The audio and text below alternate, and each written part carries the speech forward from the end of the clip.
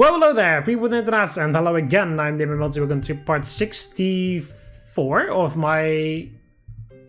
64? Yeah, I think 64. Of my Let's Play Doki Doki Blue Skies. In previous episodes, we checked out Monika's cutout content, which were these two. And we are finishing it off today with doing this one. Monika's Sunday scene. It's already Sunday. The day that Monika's coming over to my house to work on festival pamphlets with me. The day that one of the most popular girls in my school is coming over to my house, where we'll be alone together the whole day. Triple dot. The closer it gets to the time that Monika's supposed to arrive, the more nervous I am. I'm practically buzzing with nervous energy, and I decide to succumb to the last minute cleaning frenzy. I'm not that much of a messy person, but living alone in a big house, I've kind of let things go. The fact that I haven't had someone over in forever doesn't help matters either. Actually, that's probably where most of my anxiety is stemming from. A sudden ring on the doorbell startles me into dropping the couch cushions I was holding. Ah, crap! I lost track of time in my panic. I toss the cushions onto the couch and rush over to open the door. Hi, Mark. Hi. It's a strange feeling seeing Monika in casual clothes. Somewhere in the back of my mind, I kind of expected that she would show up in her school year. Is this a jab at the fact that she doesn't have any other uniform in the main game? Are you alright? You seem a little out of breath. Yeah, I mean, I'm fine. Oh, okay, that's good. Wouldn't want you out of commission now, would we? Mm-hmm. Well, your doorstep isn't too uncomfortable a place to work, I guess. Oh right, let's head inside. Haha, lead the way. I find myself turning red as I let her in. Have I always been this awkward? I'm just going to attribute my sudden lack of social skills to a combination of Monika's casual clothes and being alone in the house with her. Is that all you brought? Although Monika said that she'd bring all the materials today, she's only carrying her school bag with her. Weren't you going to bring things like art supplies and paper? Nope, we have everything we need right here. Huh? As we sit down on the couch, Monika slides her laptop out of her bag and places it on the coffee table. I was thinking about it last night when I was just about to start gathering up all the materials. Wouldn't it be such a hassle to write everything ourselves? It wouldn't look that professional either, right? So I decided to just do everything digitally. Sorry for not letting you know earlier. I figured that you wouldn't be too bothered about it anyway. Oh, that's a pretty good idea. And this is going to help speed things up. And improve efficiency. I have no objections. I don't know if I have enough ink in my printer to print out all that many pamphlets though. In that case, how about we go to the library to get everything sorted out? I know one nearby that makes high quality copies. And since I go there a lot, they give me really good prices too. Sounds like a plan. I watch as Monika quickly opens up a pamphlet template in a text document. Let's see. The Way They Fly, After Image of a Crimson Eye, My Meadow, and Jump. Alright, those are all the poems. Are those the poems we're reciting for the festival? Come to think of it, you never told me which one you wanted to use. Good thing I had the foresight to prepare for this. Oh, I ended up settling on one I found online called Acquainted with the Night. Ah, the one by Robert Frost? Ah, I'm not surprised that you know it, but yeah, that one. Good choice. I'll just look up the poem right now so I can copy and paste it into the document. Her fingers fly deftly over the keyboard as she works. Guess I'll end up not doing much today. I'm curious to know why you specifically chose that poem though. I should have expected Monika would ask that.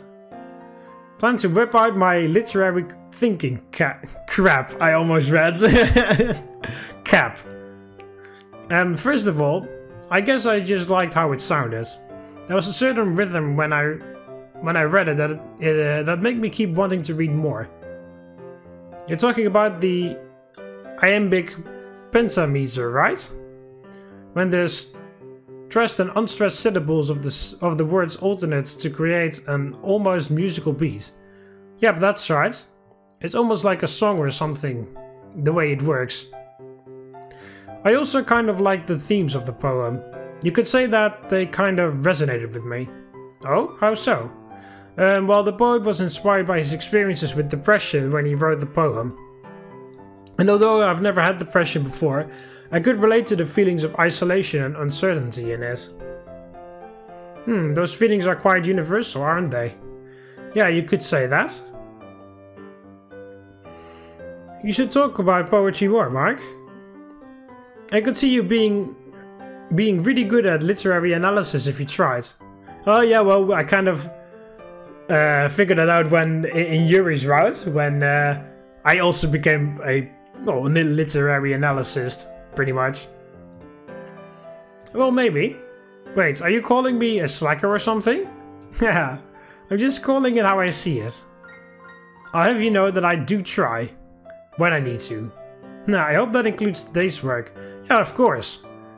And I guess that concludes today's poetry discussion of the day. Now all we'll need is an okay everyone, and it'll really feel like a club meeting. Are you making fun of me? No, not at all. Only teasing. I do say that a lot, don't I? You could call it your catchphrase at this point. Monika puts on a pouty face, that almost gives me a heart attack with its cuteness. It just makes me feel organized when I say it, okay? Hey, nothing wrong with catchphrases. Wobble up, that's my new catchphrase!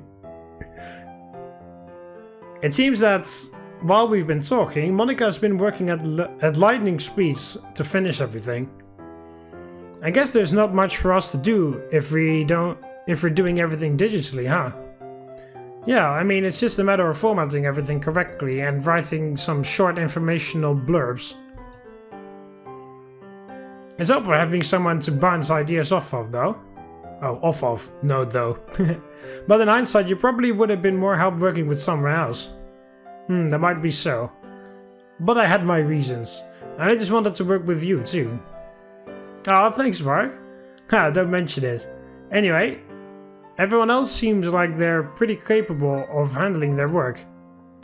I mean, baking, artsy atmosphere stuff, and picking out presents. These are all in those guys' fortes, right? That's why I'm not worried about the workloads. Too worried about the workloads. I think that everyone will try their best, both because they take pride in their talent and because they want the club to succeed. I don't think anyone would want to let down their friends either, right? That's true. How much is there left to do? I finished the cover page and the description of our club, along with different sections dedicated to each poem. She turns the laptop in my direction to show me. Displayed on the screen is a smartly designed minimalist pamphlet. Photos relating to each poem's themes are placed in a way that draws the eye to the center on / the poetry. It's the first time I've seen a slash. What do you think? Wow, it looks really professional.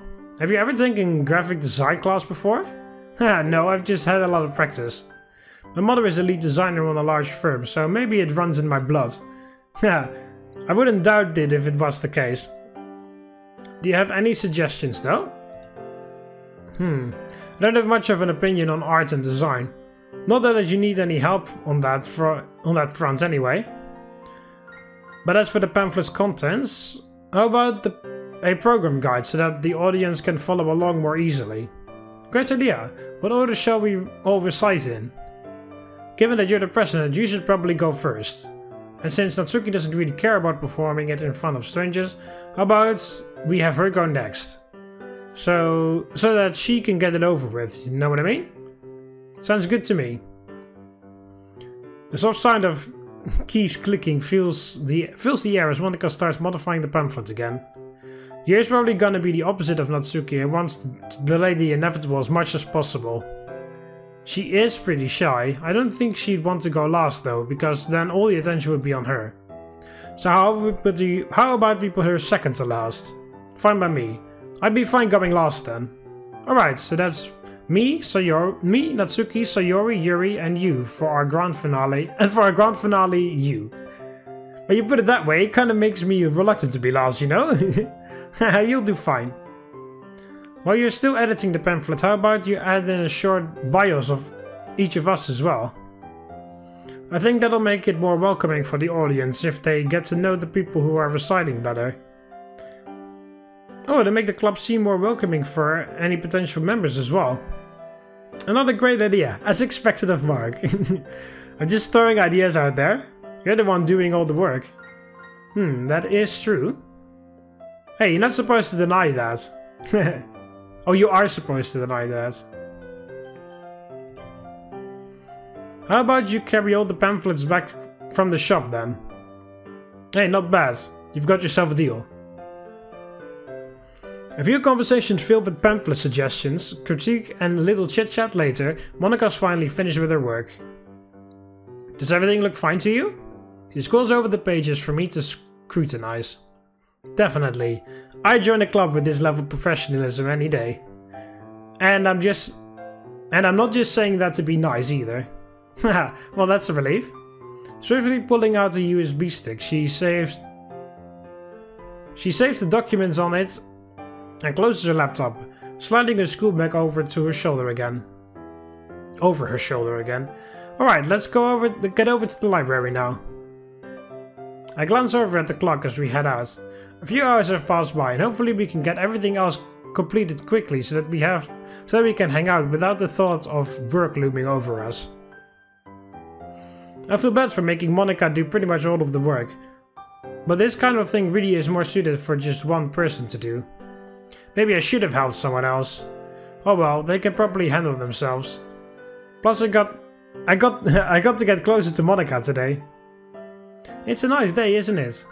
It really is. The sky is a clear blue, with only a few wispy clouds suddenly scudding across it. And although it's sunny, there's a cool breeze to ensure that it's not too hot out. Yeah, it's a good sign for tomorrow's weather. Wouldn't want the festival to be on a rainy day now, would we? We'd lose all the outdoor food stalls. Ha, the food stalls are always pretty good, huh? It's actually kind of surprising how well these students can actually cook. Yeah, well, you haven't tasted Yuri stuff yet. And of course, well, we have tasted Natsuki stuff, so we all know that one, but Yuri is also pretty good. Yeah, usually you'd expect that student-made food would be kind of messy and either over or under seasoned. Hey, all of you, come here! Taste that! Come on, taste it! It's bland, there's no seasoning, it's stone cold. Shit! At this stage of the game, I expect better. I'm not serving that shit! Need a refire on the salmon! It is fucking rancid! Sorry. I've been watching a lot of Hell's Kitchen lately. Now I'm hungry for some homemade comfort food. Haven't had any in a long time. Do you not eat at home often? No, pretty much always eat. No, I pretty much always eat at home. My mom works abroad a lot though, so I have to cook for myself. Oh, so that explains why we were alone this whole time. Is your cooking not very good then? Actually, I'm not bad at it since I've got a lot of practice. To be honest, I'm just too lazy to put in the effort to buy tons of groceries and take the time to cook. I ate pretty unhealthily. Mark, you need to take care of your health. We can't have a club member who's down now, can we? I guess not. I offer up a sheepish grin that Monika chuckles at. How's your cooking, Monika? Oh, I'm okay. Don't be humble. You're probably a master chef or something. I'm really not.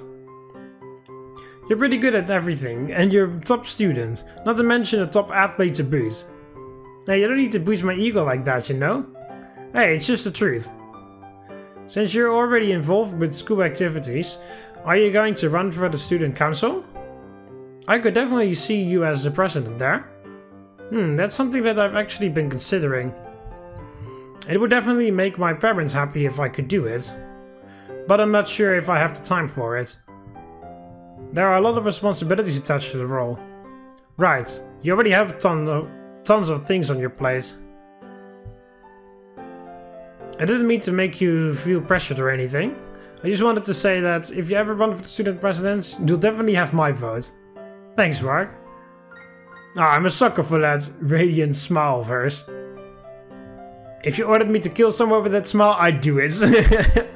Okay, that might have been an exaggeration. By this time, we've walked well into the city. I've just been following Monika all this time, since I have no idea which library she was talking about. She said that it was supposed to be close by though, right? Looking around, I don't see any buildings that seem particularly library-ish. As we cross the streets and head towards a tall, imposing building, I decide to ask her. Hey Monika, where are we going? To the library, remember? Don't tell me you forgot that already. Hey, give me a little credit, I meant where in the city. Not far from school, actually. Really? Because we're downtown right now, in the opposite direction of school. Huh? She stops dead in her tracks, making me nearly bump into her. Her head tilts up as she stares at the buildings in front of us. I follow her gaze to look up at it. It has a more modern design and stretches up at least 8 stories tall. A bright blue sign emblazoned with the title Kuman Math and Language Study Center labels the building above the doorway. Kuman? Isn't it that infamously strict cram school that spits out an almost equal number of broken failures and genius successes? I've never gone to a cram school before, and I'm extremely glad that I've never set foot in a Kuman. Why are we here though? Monika? Her voice seems to bring Monika back to reality. Ah, sorry. Ha, I seem to have led you in the wrong way. She quickly spins around and begins marching back the way we came. How silly of me, Mark. We'll need to hurry back to get to the library before it closes. It closes pretty early compared to other places. Triple dot. What's gotten into her? Ah, hold on, stop! Monika! I lunge forward and grab Monika's arm, pulling her away from the crosswalk. A second later, a car speeds by, the blaring sound of its horn trailing after it. Above us, the red light of an open hand, a universal sign to stop, glows. Oh, I catch her for... also work in progress. I hold her close in my arms. My breathing shallow and rapid, my heart beating a tattoo on my chest. I wouldn't doubt it if she could feel my heartbeat against my chest right now. The blood rushes through my ears, and for a few moments I can't hear anything, only feel. We stand alone together amidst the rushing of the city, the rushing of my blood. Monika is warm in my arms, and that warmth comforts me. The warmth of her being alive and with me. I realize that we're both shaking, and with some effort I steady myself to try and give her something solid to lean on. We seem to spend an eternity standing there. But then reality comes crashing back down again. The noise of the busy city returns. It seems strange that the world still goes on without a care even after such a close brush with death. Triple dot, triple dot. Monika? Thank you. I'm just glad that you're okay. You are okay, right? Yeah. Yeah, I am. The feeling of relief pervades my body. It seems strange that I care so much about someone who I've really only known for a few days. No, actually it's not strange. Because we're friends, and friends care about each other, right? Although maybe, well, I should just see how our friendship develops before I get ahead of myself. I'm glad that you were here to make sure that I was okay, Mark. Oh, of course. What happened anyway? Why were you so upset? I wasn't upset. I don't know, I was just a bit flustered. I don't even know why I was flustered. Does it have anything to do with that Kuman building or something? Monika stiffens up once I mention it. You could say that. That's my cram school right there. I have cram school every day, so I guess that I've just been conditioned to walk straight there.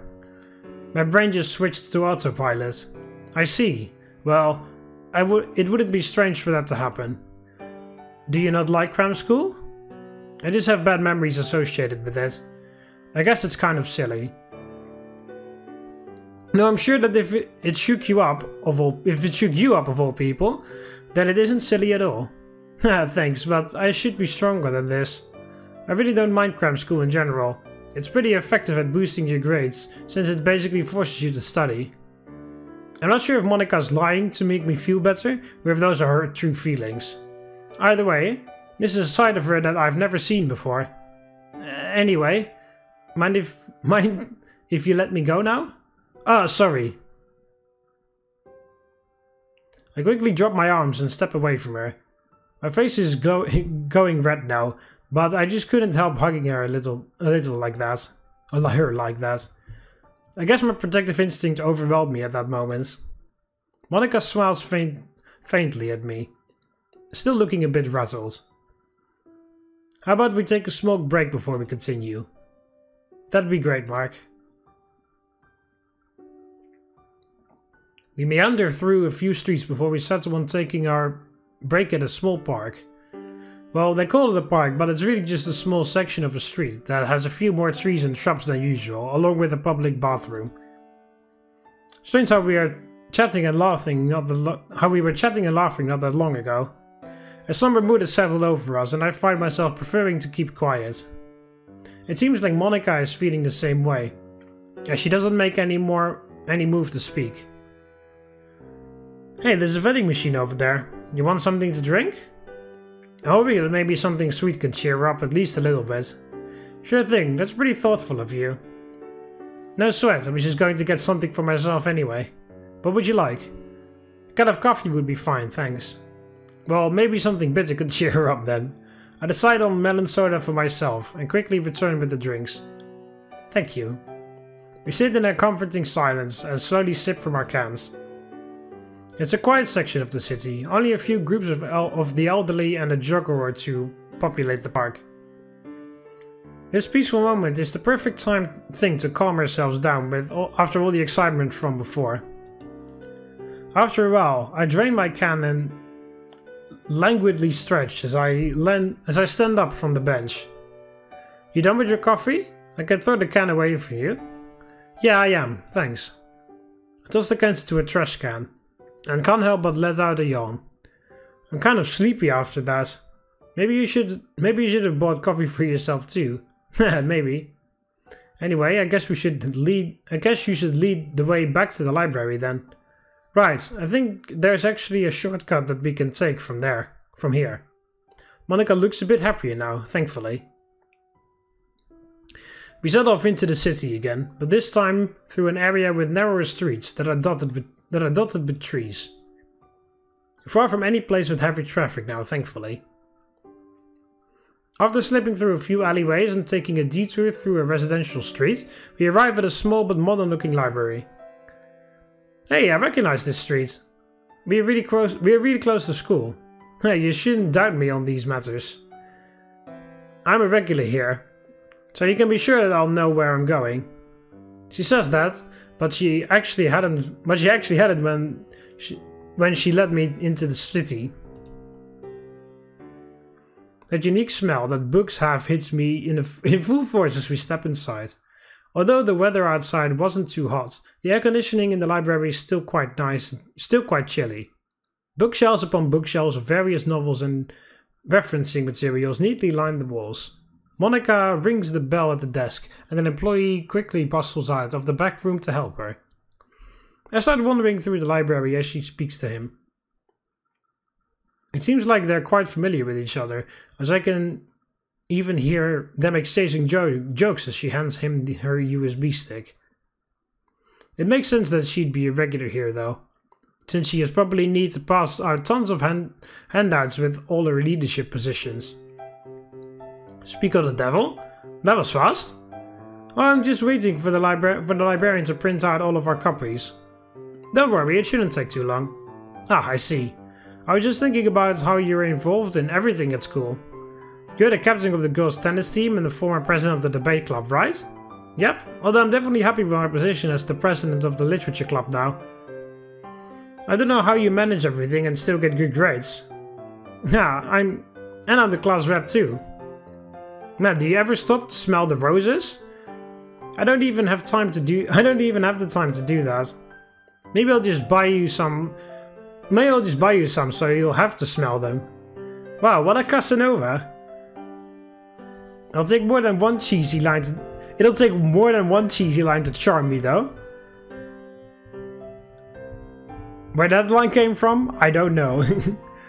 But it was smooth. At least for me it was. Anyway, it looks like our pamphlets are done, so let's pay for them and get going. We head for the counter, where its whole stack of pamphlets lays. Librarian. Why is this in dollars all of a sudden? Everything was in yen so far. Why the hell is this suddenly... Okay, I'm googling how much yen this is.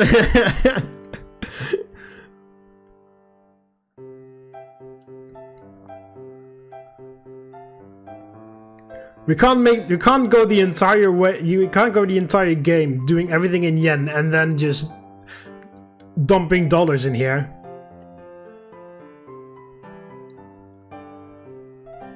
Dollar to yen.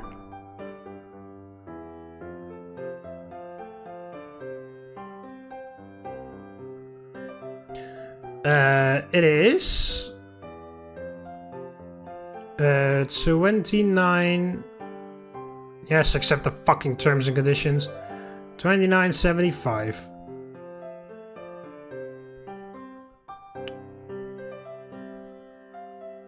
Uh, 75.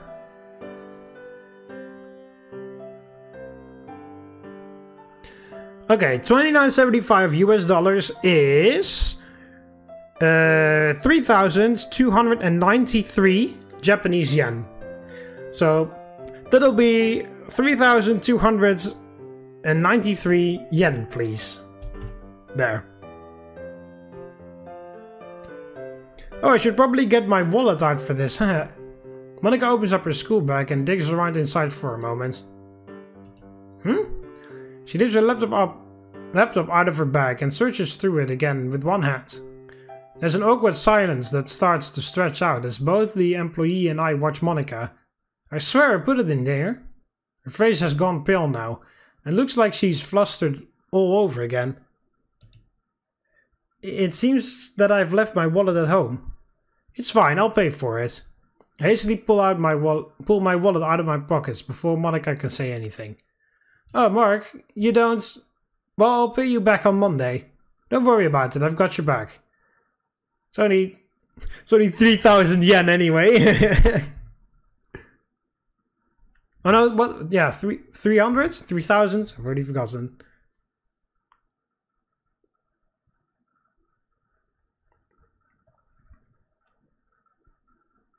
Oh, I have to...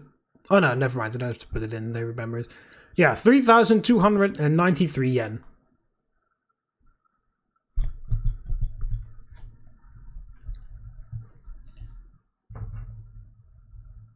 More like more like 4,000. I don't know. Oh well, like I said, you don't have to pay me back. Are you sure? I feel really bad. I'm definitely sure. I don't go out very often anyway, so I have a lot of pocket money saved up. Ah, thank you. You really saved me there, Mark. No problem, really. It looks like the librarian's relieved that the situation's been diffused as well. I'll carry all the pamphlets then, since you're the one paying. No, we already agreed that I carried them all, right? We made a deal and everything. At least let me carry half of them. I was going to take half to bring home anyway. You drive a hard bargain. Alright, if you insist. Hey, it's the least I can do. By the time we start heading back to my place, it's late afternoon. Monika's carrying her half of the pamphlets in her school bag, while I'm using a plastic bag for mine. The day really flew by and faster than I would have expected it to, given that we were supposed to be working all day. You know, Mark, I'm really glad that you decided to pick me to help. I didn't really end up doing anything though.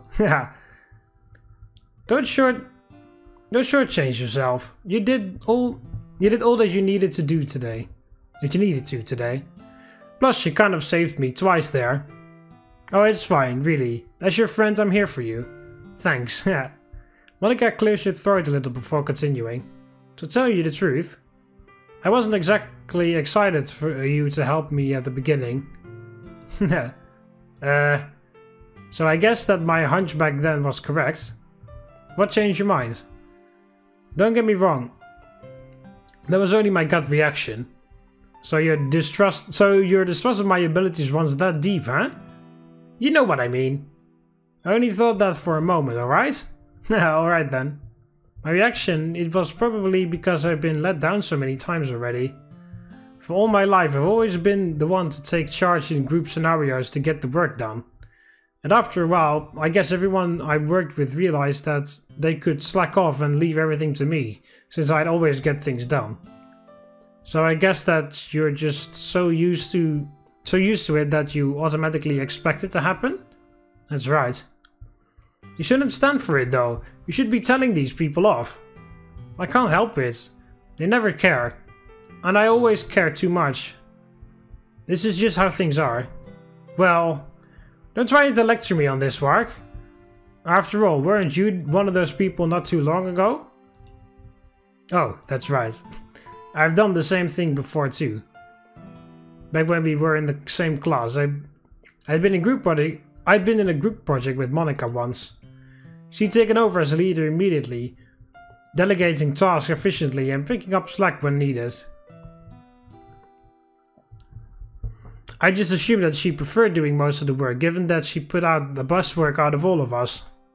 Anyway, I feel kind of ashamed of myself now. If I wanted this to stop, I'd have to change the way society itself works. I won't say anything else to antagonize her for now. I'm not brave enough to do it, and I don't want to ruin the mood with an argument. Especially not after she just pointed out my own shortcoming. Anyway, after I thought about it, I realized that I should actually be happy that you offered to help me. I mean, even though I'm kind of popular, most people don't actually help me with things like that. They just assume that I can handle it, and since I usually like to take on the hardest work myself, it gives them even less incentive to help. As I thought, you worked too hard, Monika. I'm glad that I got to help you today, and that I got to help take a little weight off from your shoulders. Even if it was just a minuscule bit of weight that I helped relieve, I'm happy that I had the chance to do so. Thank you, Ark. Even though you called me reliable, aren't you the reliable one here? Haha, it's nothing. I sheepishly scratched the back of my head. Hey, looks like we're back. I guess we're finished for today then. I'd like to hang out a little more, but... She checks the time on her phone, then sighs. I have cram school in a bit, so I have to get going now. Oh man, really? Yes, really. I'll see you at the festival tomorrow. And thanks for everything today. See you on Monday then. Monika waves as she sets off in the other direction. I really hope she gets there safely this time. As I watch her leave, I have a strange feeling that I'm forgetting something. Ah crap! With all the excitement of today, I totally forgot to ask Monika about Sayori. I feel like an awful friend now. I should be there for her. It's too late to ask Monika now though. I can just barely make out that swaying brown ponytail in the distance. I'll just text Monika about it tonight. Hopefully she'll be out of cram school by then. Okay. So that is all Monika's cutout content, and then of course after this part we would enter into Act 2 and then it would be only then it would be just Monika. But yeah, also I don't know why the hell I'm still missing those two pictures.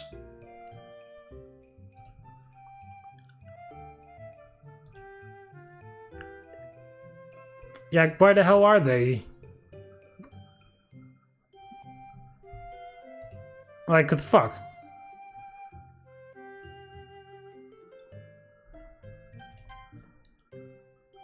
I don't really know where those pictures would be. I kind of want to know where they are now because it's, you know, I haven't really fully 100'd the game yet. In that, well then again, I'm guessing the bad ending, like bad endings give those pictures maybe? I know the bad ending for Yuri doesn't give a like proper picture like that. Because I googled the bad ending for Yuri and to see what it was. But what would the bad ending with Natsuki give then? Because this is also Yuri stuff. And this is the first thing that we saw with Yuri, so... This should also be Sayori. So Sayori, Sayori, Sayori, Sayori. That's Yuri, Yuri, Yuri. And then, yeah, this Natsuki, and then here 2 more for Natsuki. But I already completed almost all endings. I completed 3 endings with Natsuki. 2 bad ones and 1 good one. And there's 1 more bad one I could get.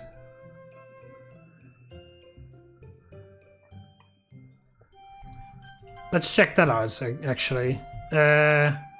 Because I believe... Yeah, leave it be here. If you say so, Natsuki. You know your dad... Why the hell am I getting Yuri's dialogue box everywhere? You know your dad best after a while. I'll trust in your decision. Yeah, thanks. Don't worry so much about it. I know what I'm doing. You want me to come with you? No, I'm scared he'll try to get you arrested or something if you come inside. Besides, I'm not grabbing much. Just some clothes and manga. Are you sure you'll be alright? Yes, Mark. Stop worrying about me.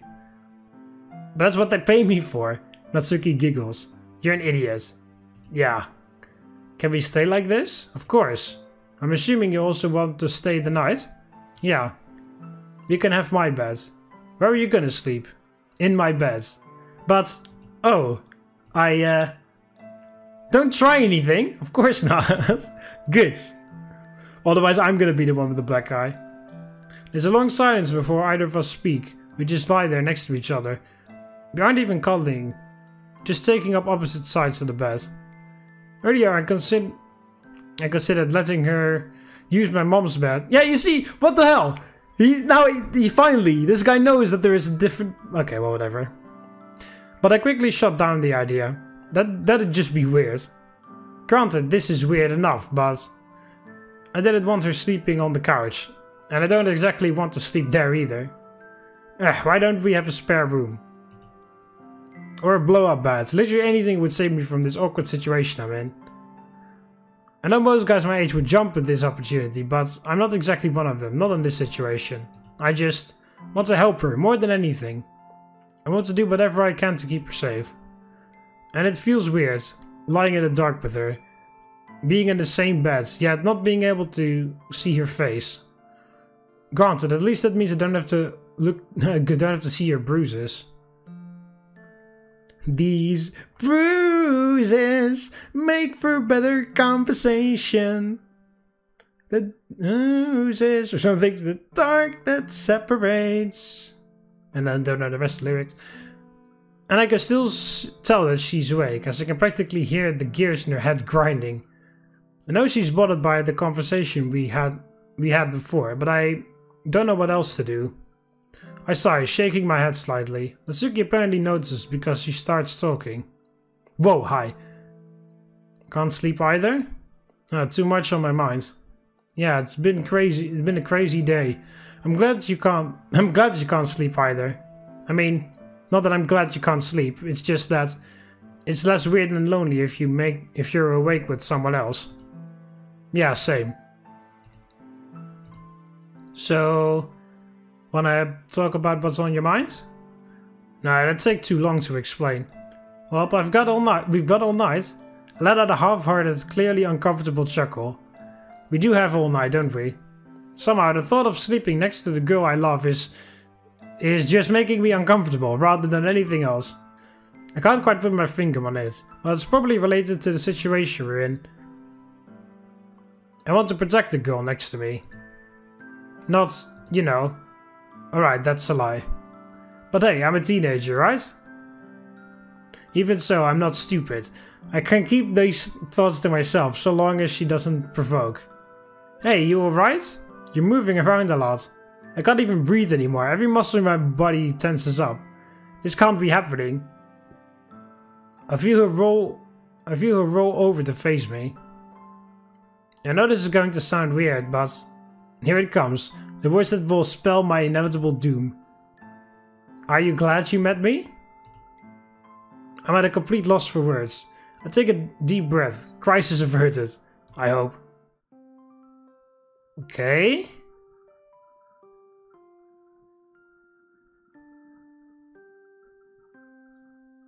This can't also lead to the good ending, right? I mean, what the fuck? What would the fucking point of this choice be then? If that's... Without opening my eyes, I hit the snooze button on my alarm clock. Those damn things are minions of the devil, I swear. Yawning, I sit up in bed and very quickly noticed that Natsuki isn't here. Huh? Weird. She insisted on us sharing a bed last night, but she's not here? I grumbled to myself. I was looking forward to early morning cuddling her. No. I was looking forward to early morning cuddling you see couples in movies do, yeah. She's probably in the bathroom or downstairs. I wonder how the visit to the police station will go.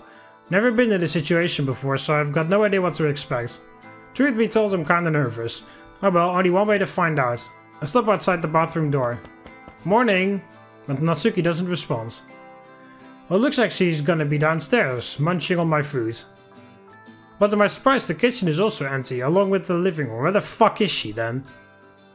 So that must mean... I bolt back upstairs in record time. Hey, Natsuki, you in there? I try to open the door, but to my surprise, it's unlocked. There's no one in here. Where's Natsuki? I pull out my phone and call her. To my dismay, it goes to voicemail after ringing for a couple seconds. I can't help but feel prickles of fear at the back of my neck. Where in the hell could she be? I call her again, and she doesn't answer. A thought pops up in my mind. I shake my head, desperately trying to rid myself of it. It doesn't work. The thought only becomes more ingrained in my mind, as if it's been branded into my skull. I can't ignore the possibility anymore. It's probably just me being paranoid, but I'll check the front door. It's unlocked. This isn't happening, right? There's no way. In a desperate panic, I throw my shoes and coat on and rush outside. Whoa, that's fog. Christ, it's foggy. I orientate myself in the mist and run in the direction of Natsuki's house. I'm sprinting as fast as my legs will take me, but I don't feel any pain or fatigue, just worry. Even if I try to focus on my breathing or the aching of my sore legs, that thought launches itself to the front of my mind and just keep running. Is that possible? Shit like this only happens in movies and stuff. This isn't happening, I'm just overreacting. I should just go home. What'll happen if I'm wrong?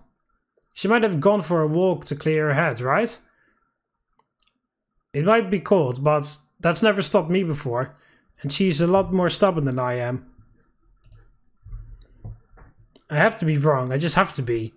I need to stop before this comes back to bite me. No, the stress of just sitting around would kill me. I need to do this. I need to find her, I need to know that she's safe. Almost there. I can feel the adrenaline-filled blood rush to my brain.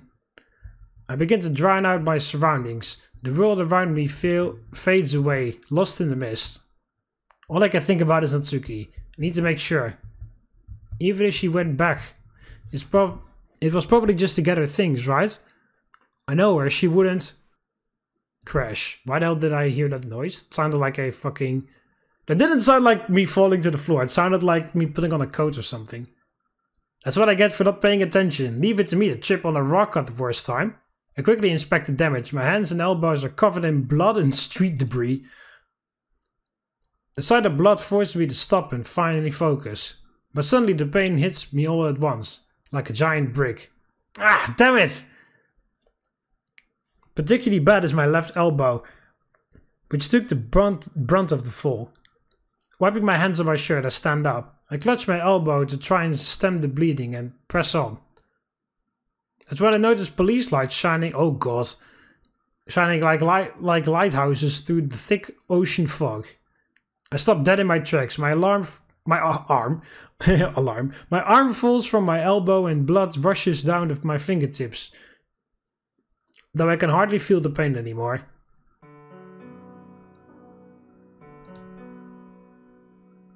Okay. Okay, so that is Natsuki's dad being arrested or something, and that is Natsuki. This is Natsuki's house. No. No, no, no, no, no, no. Please, God, no. What happened? Did she... Excuse me, sir, you can't be here. The area is off limits. Why are you covered in blood? I'm completely frozen. For some reason, I can't bring myself to say a single word. I just stare blankly at the police officer. Hello, are you alright? I tripped. That was like a nasty injury. You should sit down. What's your name? Mark. Okay, Mark, take a seat and take a deep breath. I don't move. I couldn't if I tried. I can feel more than blood leaving my body now. Rolling down... Shit. Shit is running down my body. Rolling down my face. But I can't even bring myself to wipe it away. All I can do is stand there, looking at this house. I can't even form coherent thoughts anymore. Only one word pierces through the black veil. Natsuki. Natsuki? How do you know that name, Mark? Why are you here? What happened? We received a phone call from a neighbor that they heard raised voices. And what sounded like a fight. At last my brain starts to stutter. I need to know. The raised voices? If you don't mind me asking, how exactly do you know, Natsuki, sir? I need to answer the question. I can tell the officer is getting suspicious, but not one part of my body is responding. I feel a lump from my throat. I choke on it, almost unaware that I hadn't been breathing. I try several times to speak, but the veil continues closing over. Even though I've been told nothing, seen nothing, known nothing about what happens. What's happened? I know everything. I knew this might happen, and this is all my fault. I find the resolve to clench my fist, praying that to every god there is that I'm wrong. She's my girlfriend. Ah. A remorse look falls upon the face of the police officer. I'm so sorry. He points over to his right at an ambulance. Oh my god, what the hell? Is that literally like a body bag? Is she... Please, I'm far beyond words now. Every fiber of my being has given up. I dread the words that the officer will speak next. I don't want to hear it. I can't hear it.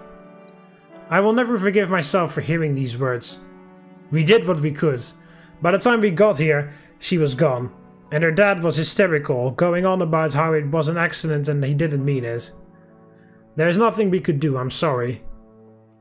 For a moment I almost believe him. You asshole! I want to say that I snapped at that moment. I wish I had been given godlike powers to rewrite time and space, but it wouldn't matter. Nothing matters, not anymore. But the truth is I broke a long time ago. I brought all of this pain upon myself. I brought pain to her. I did this. There's no way around it. Hey, where are you going? No. No, no, no, no, no. This isn't... Why? I dropped to my hands and knees and tears streaking down my face. The world itself weighs down upon me as I cry out every last bit of strength I have. No, the entire world's weight isn't anything compared to this. I clench my hands into fists. What have I done? I want to scream. I want to tear my lungs apart. I want to claw my eyes out to rip my heart from my chest. I try to scream, but there's nothing. No sound, not a sound. I can't even move anymore. All I can do is watch my tears mix with the blood on the floor. Is it mine? Is it hers? Will I ever know? I'll never know. I don't want to know. I don't want to think. I don't want to breathe. I don't want anything. I want nothing. I never want to feel anything again. I collapse onto the floor, pouring my heart out to the empty, uncaring void. No one is here. No one to hear me scream. No one to care. No one. Nothing. I don't deserve it. I don't deserve anything. If Natsuki isn't here, then what have I worked so hard for?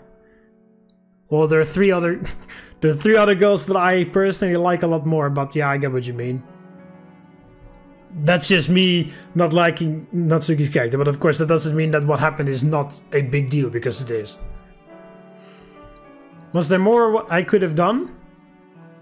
But no matter how many questions I have, there's no answers. There never will be. Only pain.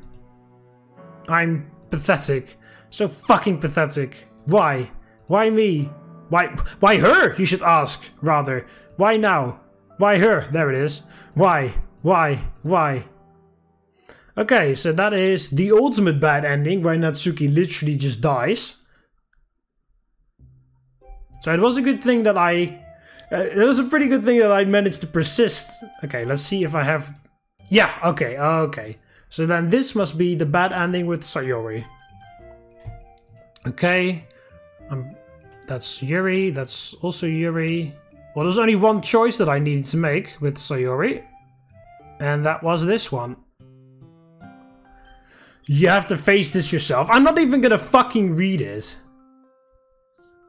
Because it's such a fucking stupid choice to make. Because of course she shouldn't fucking face that herself. Are you fucking crazy?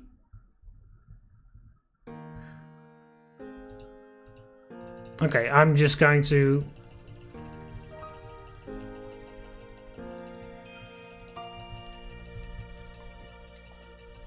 I don't even want to read it.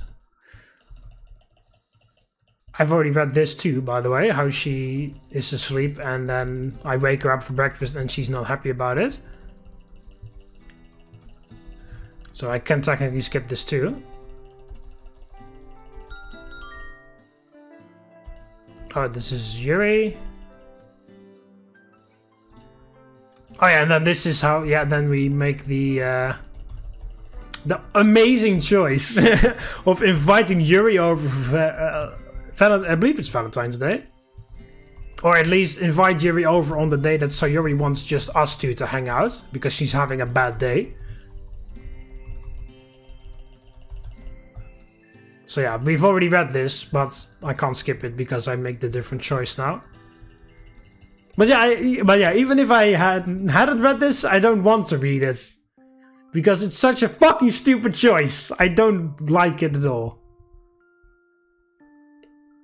You have to be an absolute moron to say that. First of all to your best friend, second of all to your love interest, and third of all to Sayori.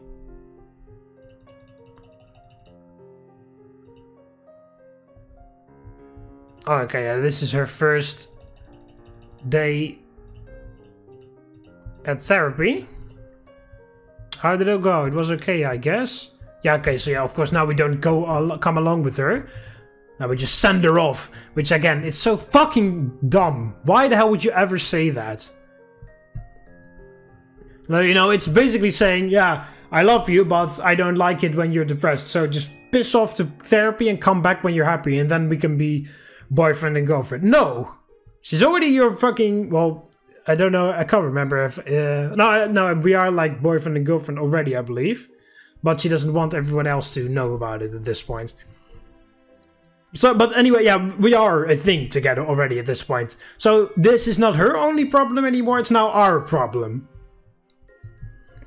Because that's my choice. And that's not piss off the therapy, come back when you're happy. Because that's what you're saying when you say you have to face this on your own. Of course you don't have to face this on your own. We're a joint front now, but no. Yeah, again, so I don't want to read it, alright?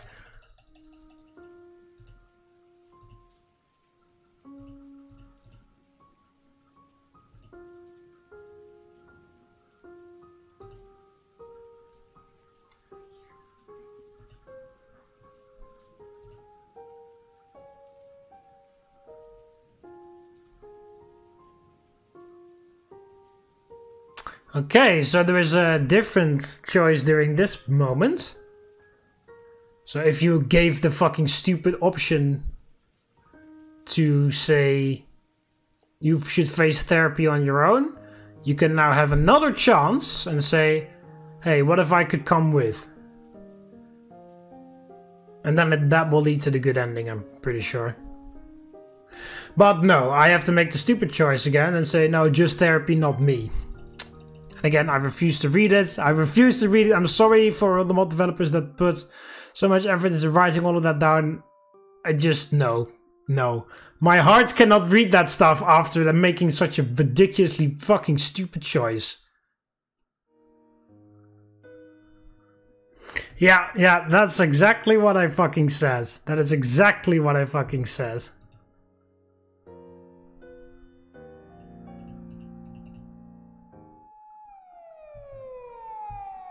Okay, now this is where it gets terrifying, I guess. The sound of a loud blaring siren jolts me out of my thoughts. I hear Mom opening the front door and making her way up to my room. Okay, yeah, she's committed suicide. I open my mouth to ask her how it went, but straight away I can tell that something is horribly wrong. The tears are in her eye. There are tears in her eyes and she's looking distraught. Mom?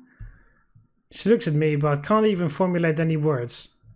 Her lips tremble and fresh tears cascade down her cheeks. A terrible feeling of dread is quickly rising. Mom, you're scaring me. What's wrong? What's wrong? It's Sayori, isn't it? My heart starts beating incredibly fast. Wordlessly, she nods. Oh my god, please don't say what I think you're about to say. She's shaking and takes a deep breath to calm herself down. I don't know how to say this. Just say it. I desperately look into her eyes, trying to find an ounce of reassurance. I find none. Sayori is gone, Mark. Gone? Gone where? I know exactly what she means, but I refuse to believe it. Mom doesn't reply. I don't believe you. I move towards the door with ferocious speed. I have to see this for myself. She hung herself. And with that I stop dead in my tracks. No, she didn't. You're lying! I'm not. I wish I could say that I was. No! Sayori wouldn't do this. She wouldn't. But even as I protest, Sayori's words are swirling around in my head, coming back to haunt me. This is how it's always going to be. You were my last hope. It's a little too late for that. The more I try and protest, the more her final words burrow themselves into my mind. Get out of my head! That's a nice reference. Dimly, I'm aware of Mom talking. Something about how the ambulance are there, but her voice feels like a million miles away. And as we search Mom's face once again, this time trying to find something, anything that indicates that this isn't happening. All I find is a grim confirmation. The sound of sirens is much louder now. Flashes of blue are visible through the window. There's absolutely no way this can be real. It can't be happening. Ignoring Mom's protests, I push past her and head for the street. Ambulances. Grim-faced paramedics. All I can do is stand there, numb to the wetness and coldness of the unrelenting rain. Each one feels like a cool reminder that what I'm witnessing is very, very real. No, there's no way. There's no way. Or could this really be happening? Slowly I can feel the disbelief start to ebb away. I can't stand watching this any longer. Turning to run, my legs start moving of their own accord. Where I'm going, I have no idea. All I know is that I have to get away from here. Away from the condemning sight of the ambulance and the cruel sounds of the sirens. Yeah! Happy transition, what the hell? Okay, well I didn't get to see any different pictures yet.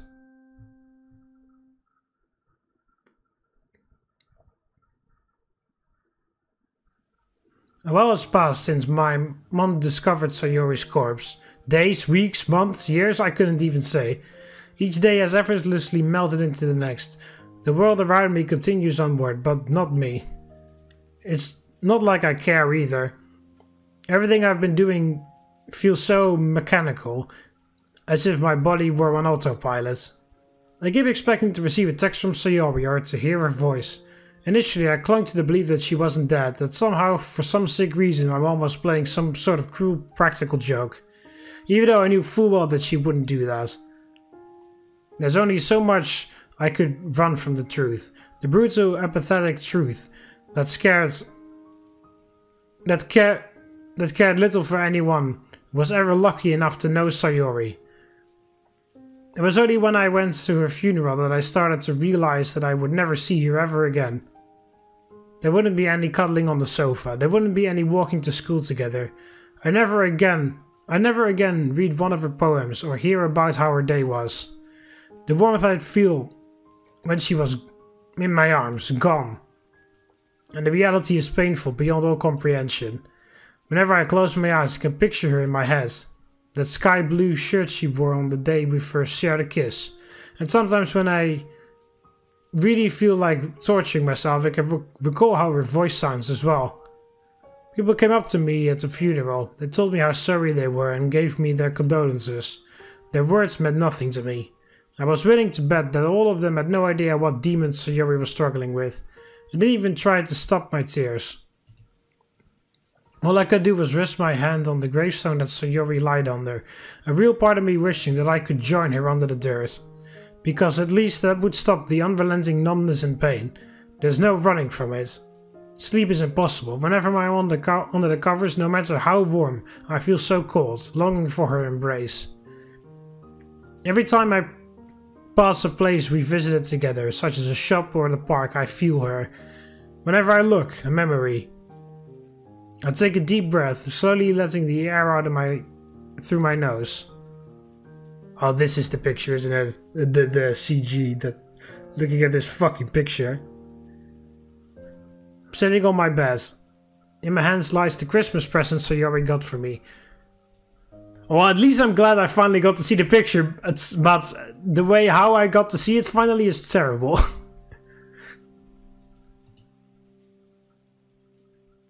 Harkening back to happier times, blissful memories that feel like they happened an eternity ago.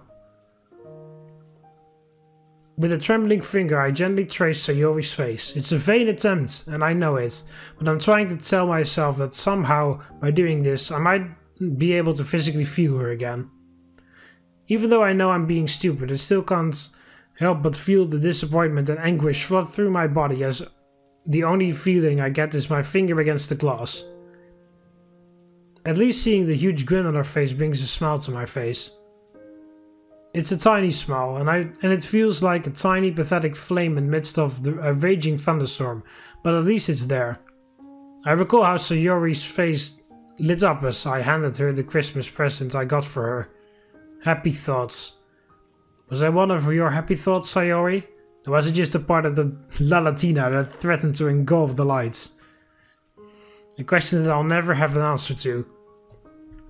All because I wasn't there for her, like a fucking moron. Waves of bitterness rise within me. Mom told me not to focus on the past. You can drive yourself insane by thinking about the choices you didn't make. Yeah, well, I made this choice for the first time in no time, and I knew exactly what the right choice was, and I was 100% correct. But how can I not delve into the past? Sayori could still be here if I was just a little more attentive and less dense. Well, also just a bit more of a just regular human being, because it's not that fucking hard to come up with the idea, hey, maybe we should go face this fucking together since we are together now. I gripped the edges of the glass a little tighter, completely disregarding the pain in the palms of my hands. Why did you do it, Sayori? Why did you do this to me, to us, to everyone? To yourself, mostly, but alright. I know things look bleak, but you didn't have to give up like that. I know I fucked up. I know that, believe me, I do. That haunting sense of guilt and regret will be with me until I die, until the day I see you again. But I hardly knew what I was doing the whole time. And now everyone has to live with your decision for the rest of their lives. You wanted everyone to be happy, didn't you? Well, look at us now. Is this what you wanted? I look down at the photograph, shocked to see the edges are stained red. Suddenly I'm aware of the distant pain in my hands. Without realizing, I'd pushed the corners into the palms of my hands so hard they'd drawn blood. Ah, then tear on it. A few teardrops have also landed on the photograph. Through a cruel twist of fate, I noticed they landed on where Sayori's face is, giving the impression that she's also crying. I'm guessing it's a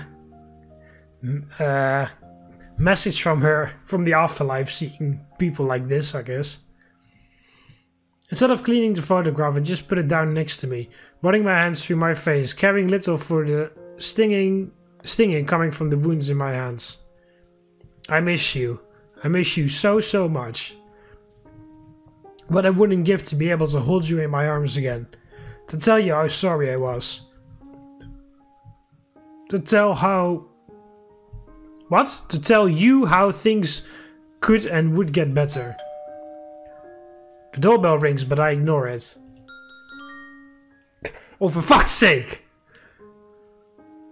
You think they get the hint. The doorbell rings again, and I angrily swing my legs out of bed. Isn't this guy's mom still there? This had better be worth it. As I swing the door open, and the worried faces of Yuri, Natsuki and Monika fill my vision. They all look alarmed when they see me, most likely due to the blood smeared over my face. I'm in no mood to talk, so I just stand there, waiting for one of them to say something. Are you alright, Mark? She motions towards my face. I'm fine. But your face? I raise my hands briefly. The concern of the girl's face doesn't abate. It's just a little cut. Oh, you should get that looked at. I could help you with that if... What do you want? We're worried about you. You barely said a word at the funeral, so... Was I expected to say a lot? She's taken aback by my surly tone. No, of course not. You miss her too, you know? Very much so. Monika nods sadly. She was the first member to join the club. God, it feels like such a long time ago. She really brought so much happiness to the... Stop it. I don't want to hear it. Come on, Mark. She wouldn't want to see you like this. What the fuck would you know about what Sayori would want? All you ever did was make fun of her.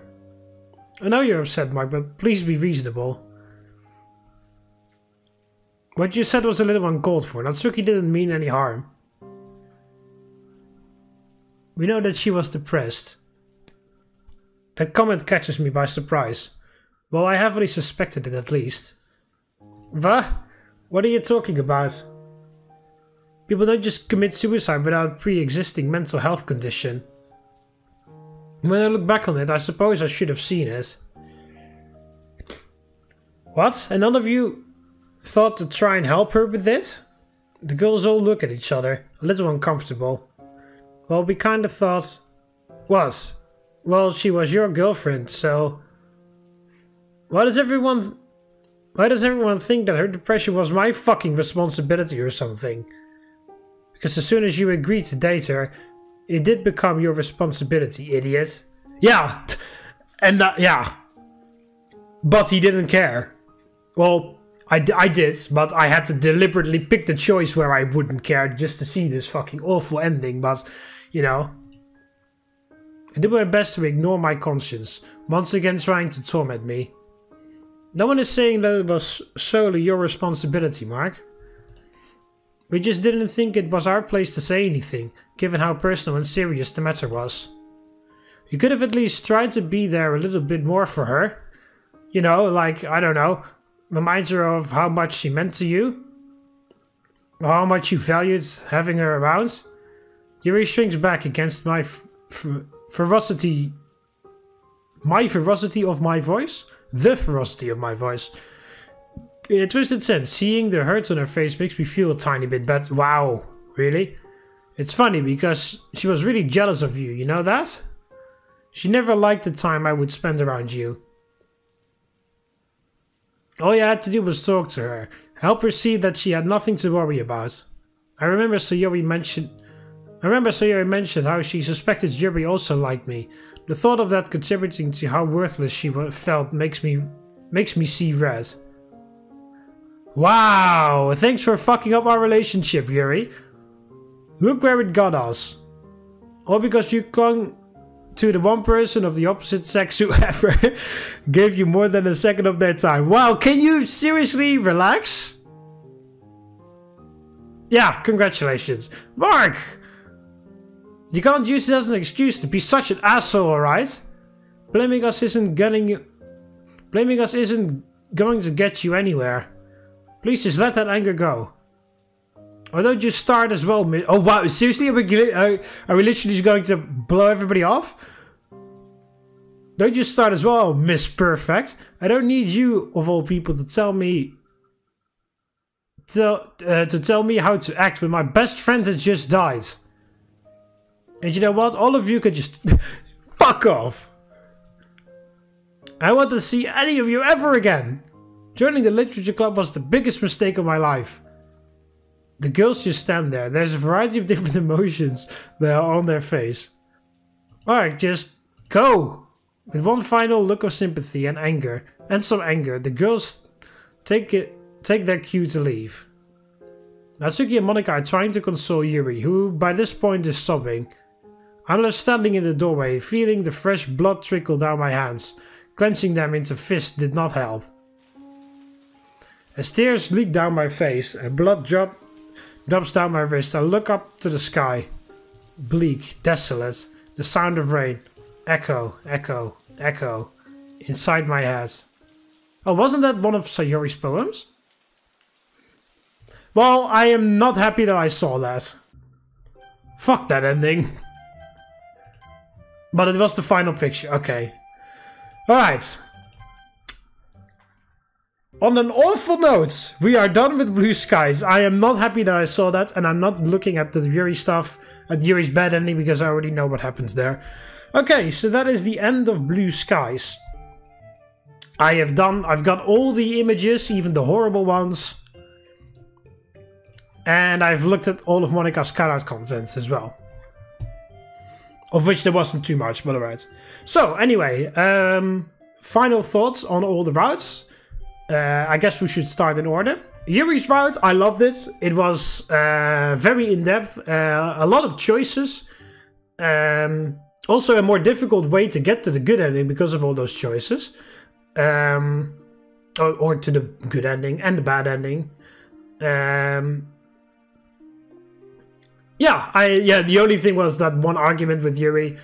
I know that you know, like, they wanted that argument there, I get that. But the way it started was a bit strange in my mind. Whatever, guys. Other than that, Yuri's ride was definitely my favorite.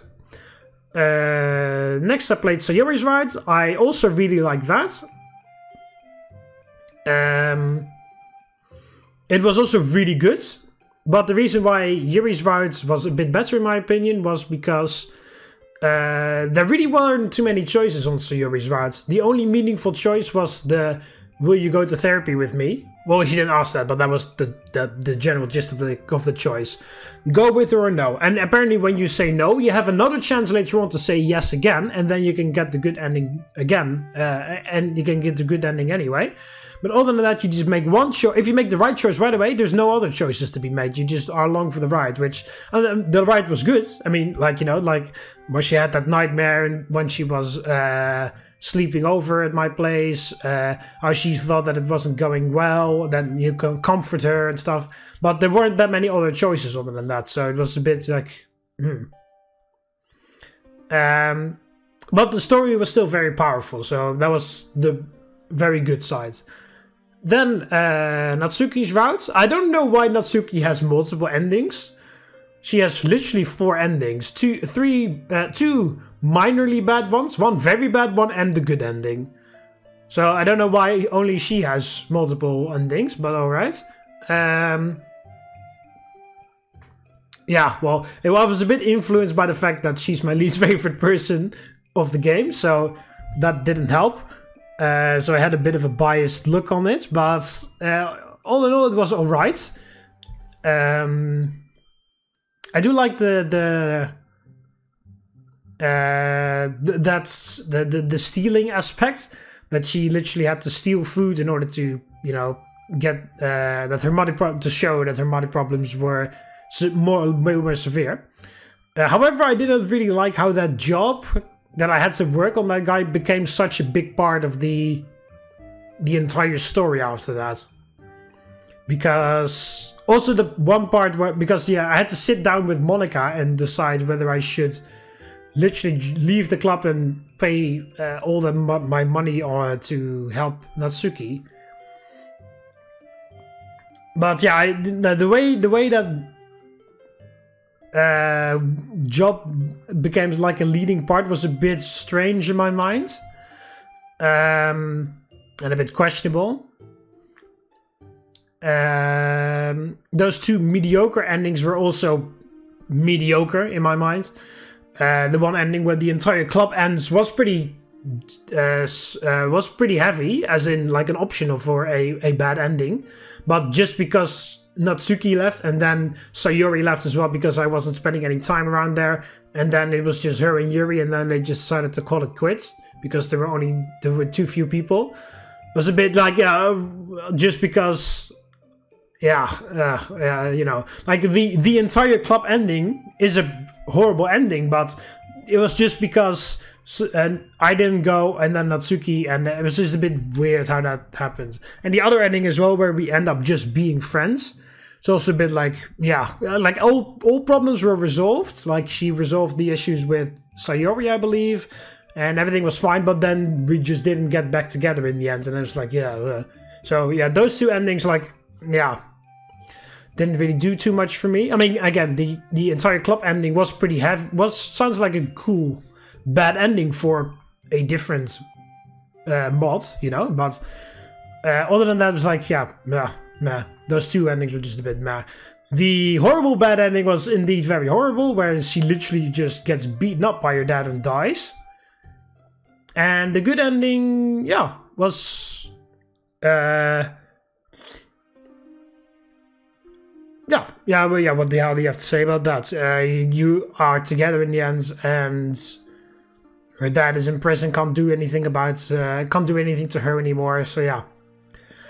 And I still think that there was a shit ton of potential for Monika's routes, because we've only seen the very beginning. We never saw whatever they had planned later down the line, which I still think had something to do with her overbearing parents and the fact that they made her do so many extra things.